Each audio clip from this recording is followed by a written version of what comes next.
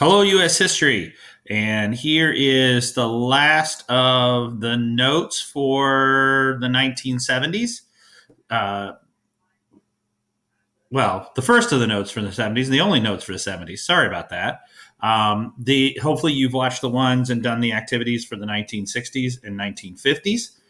Um, there will be an activity that goes along with this one as well. And some of the pictures here, this is David Bowie, and this is Space Lab, and this is Yasser Arafat. So there's a few key figures in the 19. This is the nuclear power plant, 3 Mile Island, which shows up later in the presentation. So let's get down to this.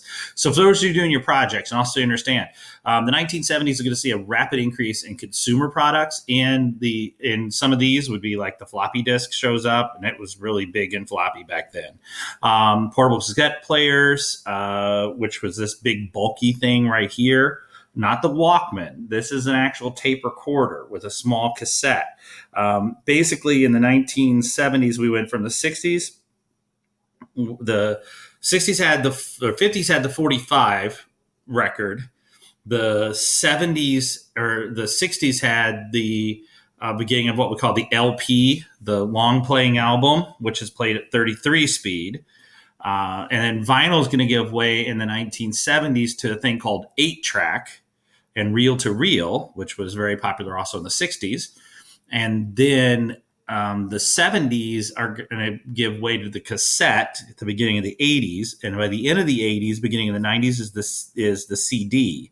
So that kind of gives you a brief outline of the music industry. The all-in-one personal computer, Apple computer, and then it turns into this lovely thing down here. The cell phone, which came out, was like a huge brick phone. They're very expensive, or you can get the bag phone or the car phone, where the phone is actually attached to the car. The VCR, which were the huge monsters, the video cassette recorder, were these huge monster top load things in the 1970s. My family had one of those. The very first real video games, these are the video game arcades. Pong was one of the very first ones. And you could also see these coming into homes. By the end of the 70s, beginning of the 80s, Atari is going to show up in people's homes. And so it's the very first idea of the personal gaming system. And you had the cartridges where you could get multiple games. Matter of fact, the first video game I ever beat was in the 1970s, was a game called Pitfall. And the beginning of the digital watch, which today, would be a very expensive digital watch you could buy probably at the dollar store for about $5 if you could go out. The U.S. will also see success in space with the beginning of Space Lab, the Skylab. We'll also see the very first supersonic jet for commercial use called the Concorde that came from England and France. So there were some major technological advancements, especially in the area of consumer goods, and this beginning of the personal computer. You see Apple computer was showing up, like I said, in the 1970s. But one of the drawbacks to all this, yes, there is all this new consumer goods, but the U.S. had started to develop many of these technologies, but they're going to see competition from the Japanese and from the Germans, especially in the areas from Japan and Germany in the size of cars. Because of the oil embargoes and other issues that are going to show up, American auto industries were producing these large gas guzzling cars still. But when gas prices jump up over $1, and then, so think about this, gas was actually under $1 before the 1970s. And then in the 70s, it's going to go up to $1.25, $1.30, $1.50. I mean, basically gas right now it could be comparable to what it is back in the 1970s. But remember, people's incomes didn't keep up. And Ford and General Motors were producing these large cars that just drank gas with these big 350s and 380s and everything. And so Japan and Germany then created high efficiency cars that were really reliable cars too. They're comfortable. They had 4-cylinder engines which were pretty, you can get a car that had some pretty good pickup on it, and they were affordable. And so this is what kind of spells the end of the auto industry to a degree in America in the 1970s. We're also going to, and also Japan then is going to venture into consumer products when those recorders become the Walkman of the 1980s. You're going to have eventually the Discman, Atari, and companies like that are going to be taken over by companies like Sony and Nintendo. And the VCR, which was this very huge Panasonic American-made top-load VCR, gets replaced by the Japanese with a very simple, very lightweight and cheap VCR. And that was the big thing in the late 70s, early 80s, is you could go to a video store and pick out a video. Now, granted, we still have family video, but that was the big thing back in the 1970s and 80s. And oh my God, if we'd had a pandemic back then, I don't know what I would have done. Played a lot of Atari, probably lots of Atari. The United States will also see the very first nuclear disaster in 3 Mile Island. It almost goes critical. And so we averted a nuclear disaster there. As far as culture in America, we're talking about a couple examples of culture. That big car we're talking about. You also saw America was still producing these high efficiency sports cars, but there's still these big gas guzzlers. So movies and television, here's some few examples, still from the 1970s. The big changes in American television. Now, I'm not going to play any of the clips because I don't want to get dinged for copyright. So I'm going to put this up, the Google slide up for you to see, and you can watch the video clips. Many of the TV shows started to reflect the cultural changes and struggles that were happening in the 1970s. Shows like All in the Family right here with Archie Bunker showed how middle-class families were pushing back against the changes. Archie's this blue-collar, white American living in the New York area. He's very resistant. He's extremely racist. He's bigoted. He's anti-feminist. And then his daughter marries kind of a hippie counterculture guy. And then, of course, his neighbors is the Jeffersons, which later became a spinoff. And this is a really good episode where he meets Sammy Davis Jr. And you'll see. Watch the clip. MASH shows the horrors and the conflict of the Vietnam War, but it's actually about Korea, and it's a comedy. So that's kind of a weird twist, but they could get away with things talking about war, about death, and about the failures of the military to have no plan for the Vietnam War by making fun of the Korean War, which then allows them some grace. And this is a pretty good clip of MASH.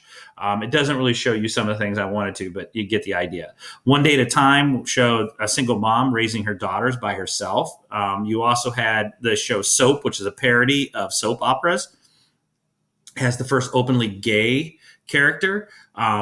However, the person playing the gay character isn't gay. And you're not going to see the first actual gay actor or actress on television that's openly playing a gay character until Ellen in the 1990s. But being gay in television in the 1970s was seen as kind of a joke. There's another show called Three's Company where the lead male character is living with two women, and the only way he can get away with that socially, morally, is because he pretends he's gay. And it's very flamboyant, very not appropriate today for what you'd see on television. Shows like Good Times, The Jeffersons, and Welcome Back, Kotter shows minorities on television. And the thing is, though, is like each one of those shows, there's struggles in with minorities. Good Times is about what you see the clip here is about a family that lives in the Chicago projects. The Jeffersons is about a family who actually does well. And George Jefferson moves to the Upper East Side because he owns these dry cleaners. Well, he still faces many of the racism and bigotry. And he himself shows some racism towards white people in the episodes, which goes kind of back to that Stokely Carmichael and Black Power thing. Welcome Back, Kotter is about a teacher in inner city New York and about Latino and African-American students who are struggling because they don't fit in, and because of culturally they haven't got the same opportunities, and therefore they're struggling in a special education environment. So there's race and gender, but you notice still, though, that African Americans haven't really reached that same level as white Americans in shows. That's going to come in the 80s, and we'll talk about that next. The Cold War is still around in television with that conflict with the Soviet Union. Two examples here are Mission Impossible and The $6 Million Man. Again, I'm not going to play the clips. I will tell you, though, The $6 Million Man was one of my favorite shows when I was a little kid. Mission Impossible now has turned into a spin-off series that obviously in the movies. The thing I most regret is that when my parents cleaned out their house, after my mother passed away, is I had a $6 Million Man toy. And that was a big thing, is marketing is now going to go where movies and television, you're going to see the toys adapting to this. And I had a $6 Million Man action figure. It was literally my most favorite toy in the world when I was a little kid. And I own every single episode of the $6 Million Man. So I'm just saying. You're also going to see movies during this time period start pushing the limits. They're going to see violence, sex.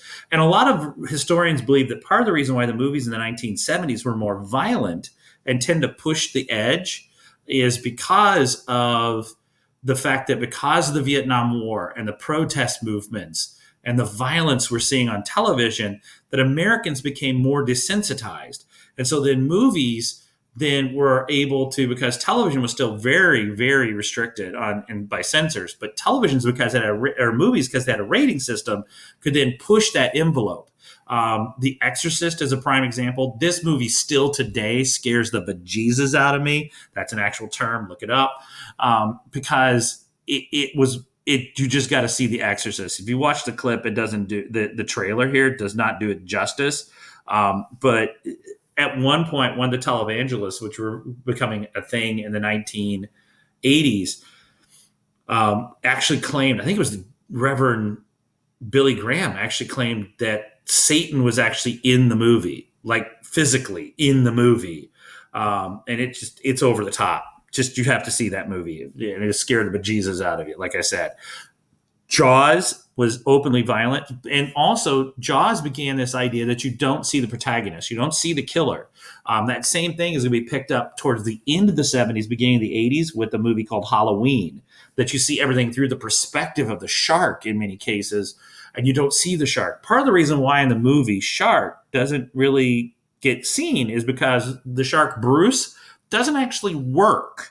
He only works, the robot shark only works in a scene where Brody is chumming the water and he says, "I'll give you this, come down here and I'll chum, and I'll show you." It's a whole scene. It's a line where he goes, "I think you need a bigger boat." That was also one of Steven Spielberg's very first movies.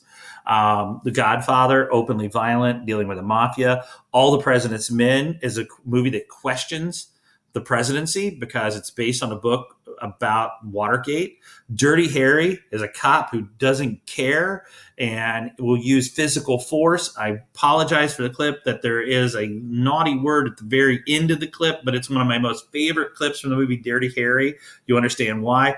Animal House, it's full of drinking and sexual innuendo, and it's making fun of the college environment in the 1960s. Totally irrelevant.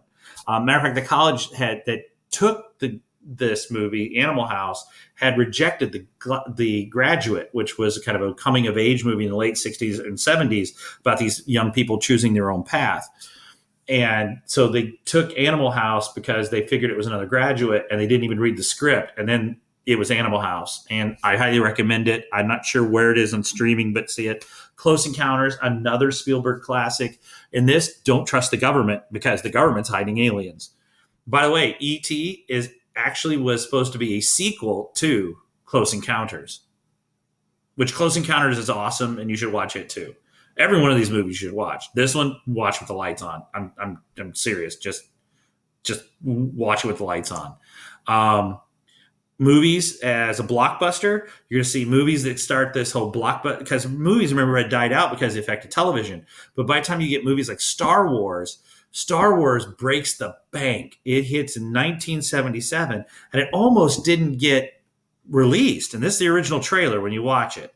And the reason why it got released was that George Lucas gave up his part of the. He took what he was paid for the script.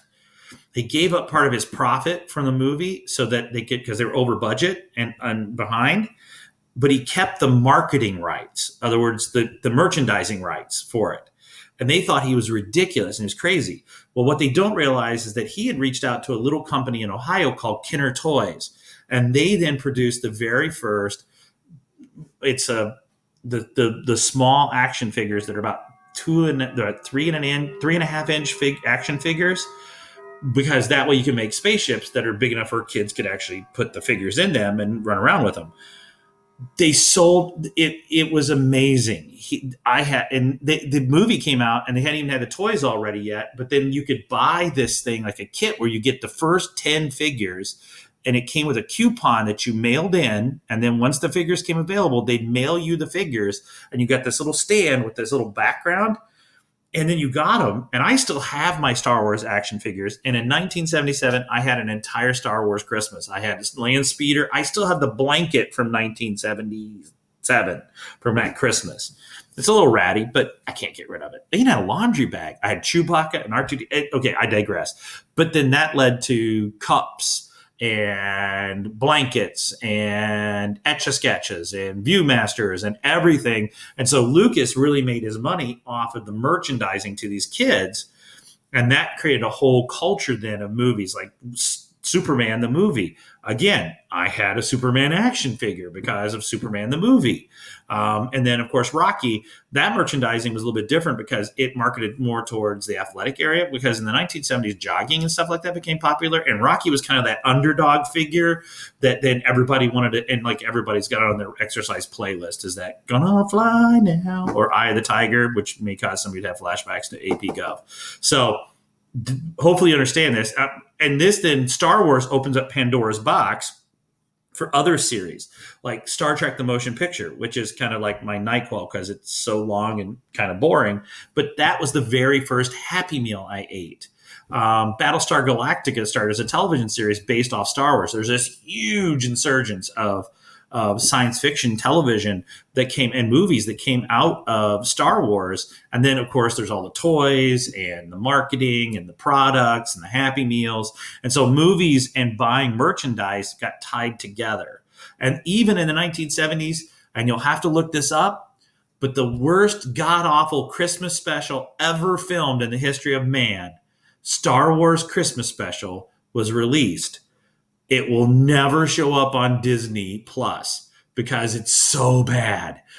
But however, Boba Fett shows up for the first time in it. If you're interested and you're a nerd like I am, look up Star Wars Christmas Special. You'll never get that hour back in your life, but you know what?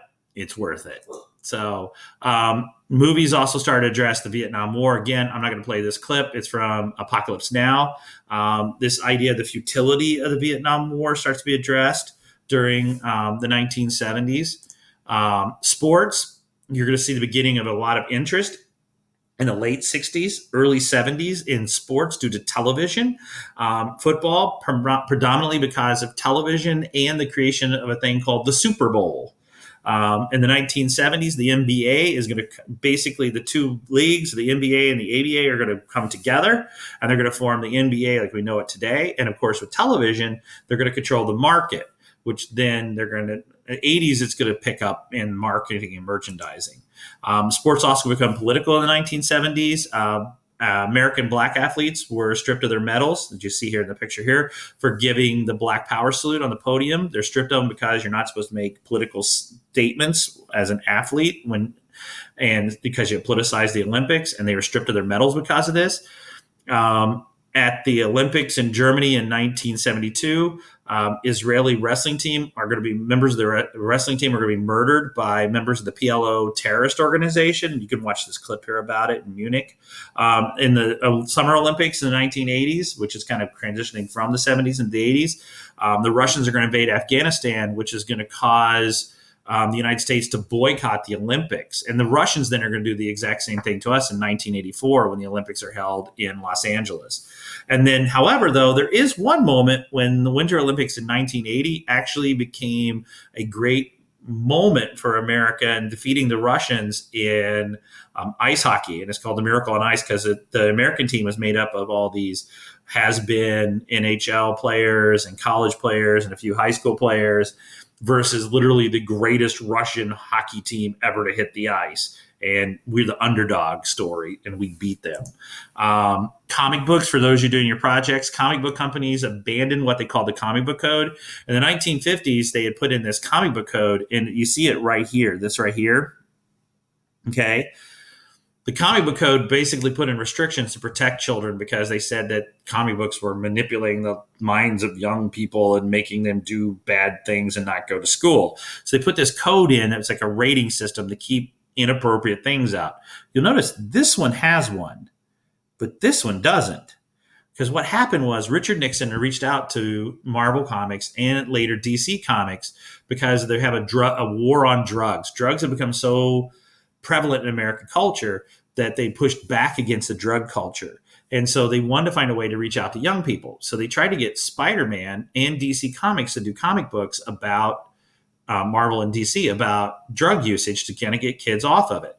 Well, they made this one, and this is a young man's on a roof. He's going to walk off the roof because he's high on something, and Spider-Man saves his life, and then he turns his life around because of it.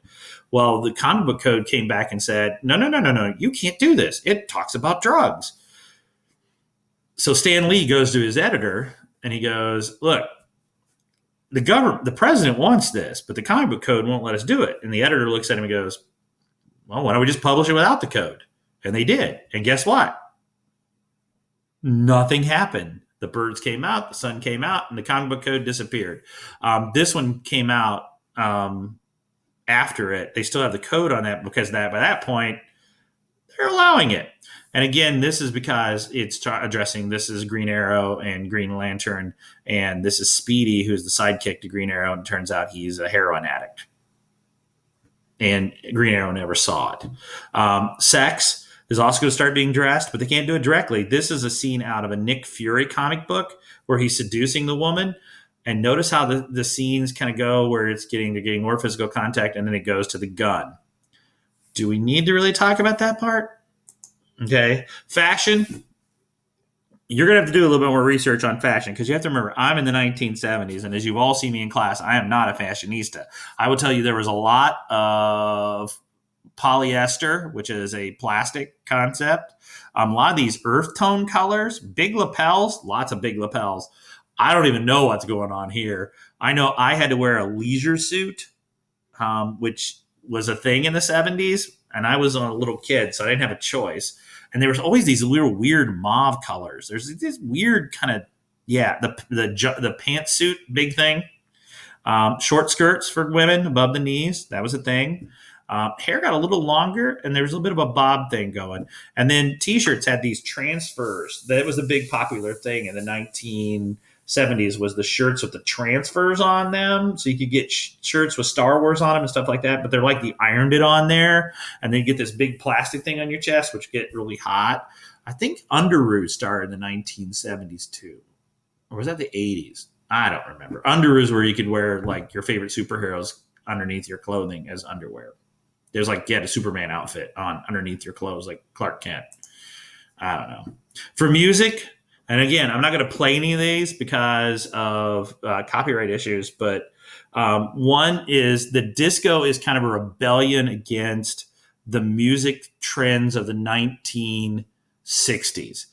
Disco literally is brain dead music. I'm sorry if you like disco, but it is. It's fast beat. It's got a tempo. You'd usually go to these clubs like Studio 54, which was one of the most popular ones in New York.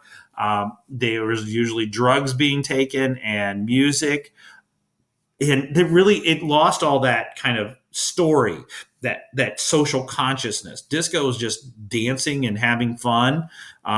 And trying to forget everything that happened in the 70s. And then like bands like ABBA were very popular. The Bee Gees with Saturday Night Fever, very fast tempo dance music. Southern rock, you're going to see an insurgence of kind of a rock sound, but mixed with country music. Country music, by the way, during this time period, you're going to see the Grand Ole Opry is going to shift from the traditional place it was played at the and then they build their own facility out and build their own amusement park. You're going to see a split with the country music in Texas and country music in Nashville. And that Texas sound is going to be very much more rebellious music. That's Hank Williams Jr., Waylon Jennings, Willie Nelson. And so that's a big thing. Concert rock, you're going to have bands like Kiss and AC/DC that pack these huge auditoriums and these huge concert facilities like football fields and baseball fields, and they just rock like there's no tomorrow. The country sound is going to get into with, and you're going to see a resurgence with the Nitty Gritty Dirt Band in the 1970s of folk music and country music. Here, you're going to see an insurgence of country music into rock and roll with bands like CCR and Leonard Skinner. By the way, CCR is Creedence Clearwater Revival. And so there's kind of this good old boy country sound that fits into this new silent majority, blue collar working class. These are some of my favorite songs, by the way. I loved AC/DC. In high school, that was like my favorite band. So you're learning a lot about Mr. Lawyer here. Pop music is going to start in the 1970s because of technology of FM radios, cassettes, and 8-tracks where you could easily carry it around with you. Pop is a music style where it's a little bit cross of music, like dance music, but also with rock. So it's a little bit more upbeat and a little bit more not like that driving disco kind of music. And of course, this is Elton John, a good example of pop music. There are some challenges to the style of the 1970s. David Bowie, the Ramones, and the Sex Pistols are definitely going to buck the idea of conformity with punk. And here's an example of the Ramones right here. The bands like Queen, Who, and Pink Floyd are going to create a non-traditional sound as they're kind of going to push back, against that studio-based sound of the 70s. Because you're going to get a lot of studio-based sound where it's like these bands that just play the same thing in the same way. And FM stations they have a better sound, and they can't push as far as and reach like the AM stations. But FM creates this whole genre where you could go on and listen to the newest rock music and a really good sound. And bands like Queen, The Who, and Pink Floyd, and there's some example of Pink Floyd and Queen here. If you haven't heard Pink Floyd or seen a Pink Floyd concert or heard The Who, you need to listen to these things. All right. There are still some people that push social awareness like John Lennon, which is an example of that here. However, John Lennon will be assassinated in 1980. And that kind of, there was a talk of a Beatles revival, but it died in 1980 with him. For women, you're going to see the beginning of the ERA amendment and the failure of the ERA amendment because it passed through the House and the Senate, but then it failed in the states, namely because of Illinois. Yeah. And that was supposed to give women equality to men by the Constitution, regardless of sex. Roe v. Wade, the Supreme Court case, will restrict the government's rights to impede a woman's right to an abortion during the 1970s. Latino rights, you're also going to see a movement that started in the 1960s where they're going to fight for representation in government and better treatment and respect of their culture and heritage, as well as equal pay and treatment when they're working. You're also see those Native Americans. And at one point, a group of Native Americans pushing for Native American rights are going to take over in the 1970s, take over Alcatraz because it was actually Native American land. And so a lot of these are Latinos working in the farm industry. So Chavez and Huerta are two individuals who are going to be pushing for Latino rights. They're going to form the AFWOC, which is going to push for better pay and better treatment of farm workers.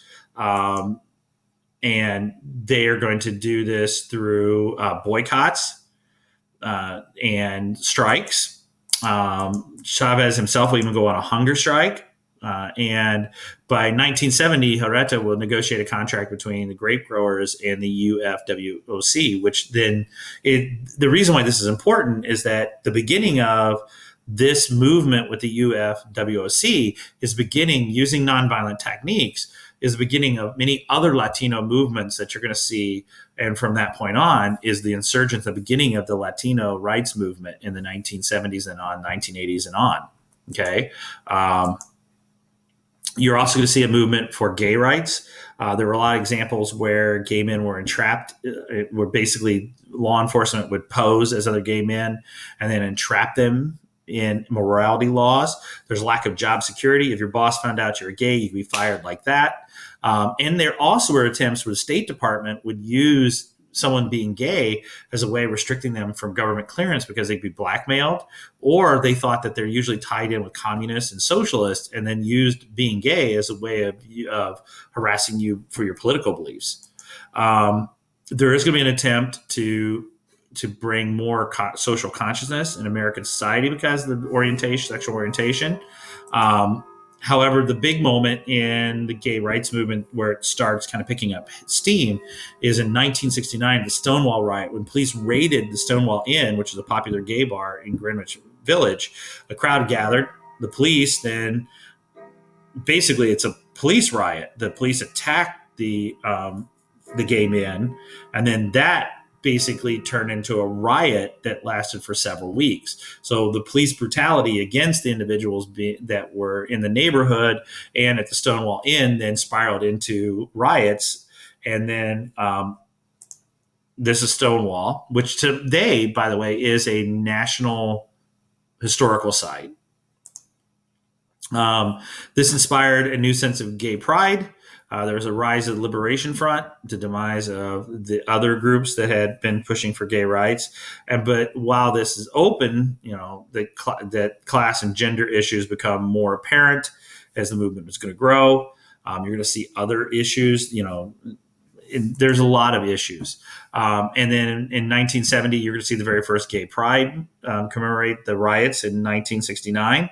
And then you're going to see by 2009, you're going to see the beginning of what we call Pride Months because of what happened in Stonewall back in 1970.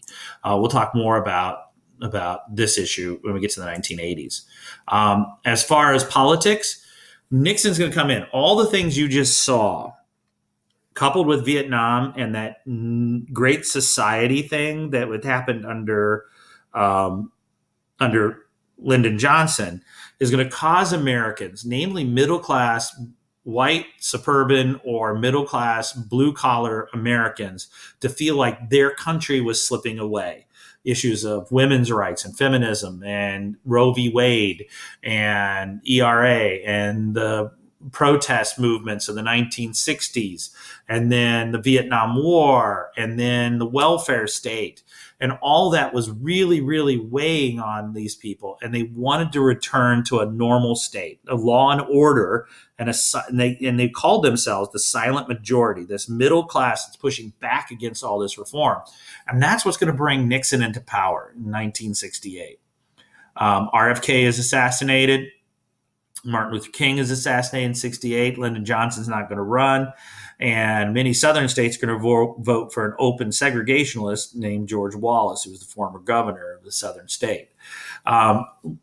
Nixon also is going to promise new federalism, that basically he's going to return many of these powers and programs to the states. So in other words, the federal government's going to reduce the size and power of the federal government and return this to the states, which is a traditional conservative view today.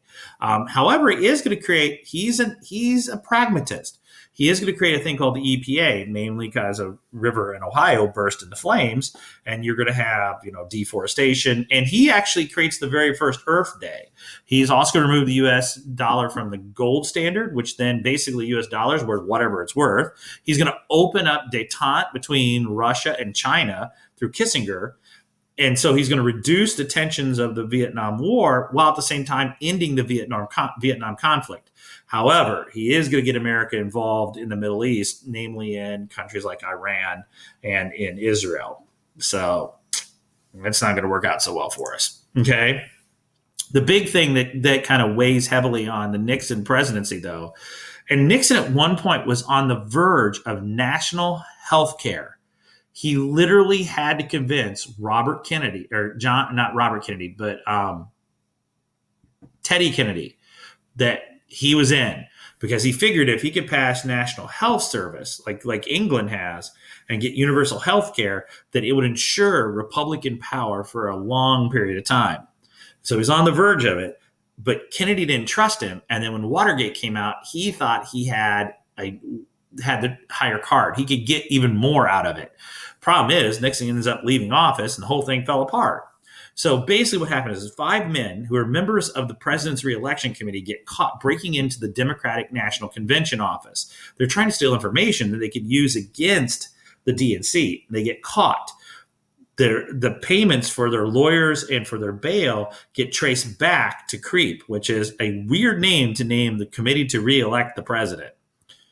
I'm telling you, I don't make this stuff up.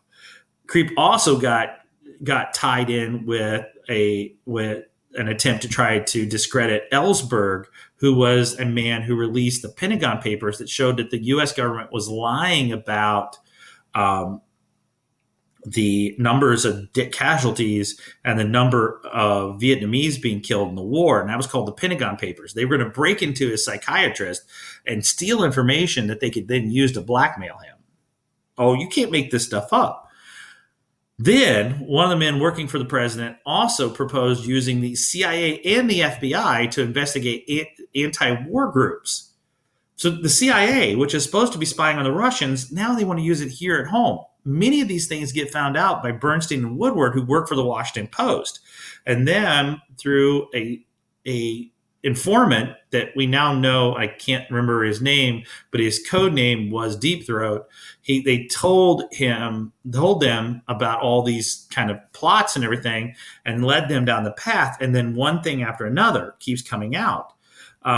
They were using a slush fund to cover up the president. And the president, this is where the president gets involved, is they knew about the slush fund. He may not know about everything CREEP is doing, but he knows the money's there, which is an illegal campaign fund that's being used. And then the president starts trying to cover up this by impeding the investigation. Oh, and then they found out that Nixon had secret tapes of this.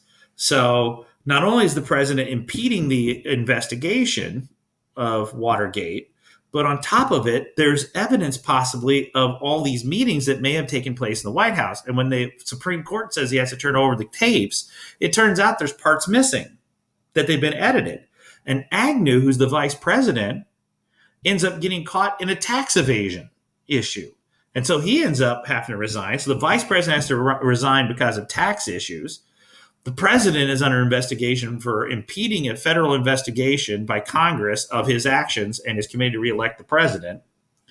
He has also hidden evidence by editing these tapes. And so basically, here's the gist, folks, is that no matter what Nixon was doing, he lost control of the Senate, that the Senate was starting to see that he didn't have the popular support. Now, you have to understand, Nixon's poll numbers never dropped below 30-some%. People still supported Nixon overall. But the problem is that the Senate can see the writing on the wall that if one more thing comes out, that impeachment's going to happen. They go to the president and say, look, there's nothing we can do for you. You're going to get impeached if you stay here. And Nixon then resigns from office as they start moving towards impeachment. Because if he resigns, then he can keep his pension, keep the title of president, and get his library and all that. Gerald Ford had been appointed the vice president of the United States, and he is the first man in American history to never be elected to the office of president. Now, granted, other vice presidents had come to power, but they either were elected as vice president or they won their own election once they became president. Ford never won a single position for this office. And then he pardons Nixon, which then kind of killed the whole Watergate thing. He says he does this to stop the bleeding and to get the nation back going again and to get over Watergate. But there's a lot of if you pardoned him, there must have been something wrong. So, like I said, his first controversial act is he pardoned Nixon. Ford faced 3 major problems during his presidency: a rising inflation rate, huge unemployment, and energy usage. There's going to be a huge spike in oil prices and an oil embargo. Now, he also seen as kind of a bumbling fool. He actually is really smart and a really good president to some degrees. But Saturday Night Live, which is a new thing in the 1970s, was this irreverent late night live action, you know, live show that appeared on NBC, and this was their take on him in 1970s. So you can watch that. I'm going to post it, like I said. Ford, he's going to try to whip that inflation issue by by restricting spending on social programs. He vetoed more than 50 bills. The problem is, yes, he's saving the economy, but at the same time, he's making things worse for American people, because as you're cutting these social programs, there's also high unemployment. He's going to create this program called Whip Inflation Now. It was more of a slogan than it actually did anything. Ford tried to create jobs by cutting taxes on the upper income. That'll trickle down kind of concept. So if I cut the taxes on the wealthy, they'll invest, which creates more jobs. He resisted demands for government-sponsored public works or projects like that to stimulate the economy. And so as you're cutting social programs, you cut the taxes for rich people, hoping it'll trickle down. And instead, it's not trickling down because inflation rates went up and they're spending more money of their own. And then unemployment went up and there's no safety net. Oh, and then on top of it, okay, there's going to be an oil issue. That what happened is that there's an oil embargo by OPEC. And so OPEC then, because of support by the United States of Israel in the Yom Kippur War, and the fact that they feel like they've been shorted and controlled by economically and politically outside forces like the United States and Soviet Union, they put in an oil embargo and hike oil prices. So that cripples the American economy because that's something everybody had to buy. And then gas then affects everything that you buy. It affects the food on your shelves. It affects the heating of your house. It affects the what you buy in the store. And so it creates even more inflation and even more unemployment. And so Ford's in a cast. And of course, like we said, it crippled the auto industry in America. There's a continued policy of detente, but it's going to fall apart because the Russians are going to invade Afghanistan eventually. They do end the Cold War with the Helsinki Agreement. Or not the Cold War, but World War II, because they basically ratify the borders that after World War II had been set, and the Russians agreed to support human rights. Yeah, right, they're going to. And then Vietnam falls to communists in 1975. So you lost 58,000 Americans for, yeah. And then Jimmy Carter and Walter Mondale, they're going to beat the crap out of Ford in the 1976 election, which, by the way, 1976, really awesome year because that's the bicentennial. All right. Jimmy Carter was a former governor of Georgia. He really was kind of a new politician. You know, he's free from all those old because he's from outside of the Beltway. He was just a governor. And then Carter also is going to face stagflation again, unemployment that's crippling the economy. He tries to bring voluntary wage and price controls in. He also tried to create some public works program because remember, he's a Democrat. But again, we get the oil embargo in there, and that's going to increase it. He does raise the moral fiber structure because he's not part of that. And Jimmy Carter is this homespun religious guy, and he's very big in the civil rights, even still today, and voting rights. And so there's kind of like he's a change from the whole Nixon, Johnson. He squeaks. He's so clean and nice and everything. His successes, he is going to negotiate a peace between Israel and Egypt, which does help to a degree in the Middle East. He also wins the Nobel Peace Prize for that. He turns over the Panama Canal to the Panamanians. Why? Because none of our ships fit through it anymore.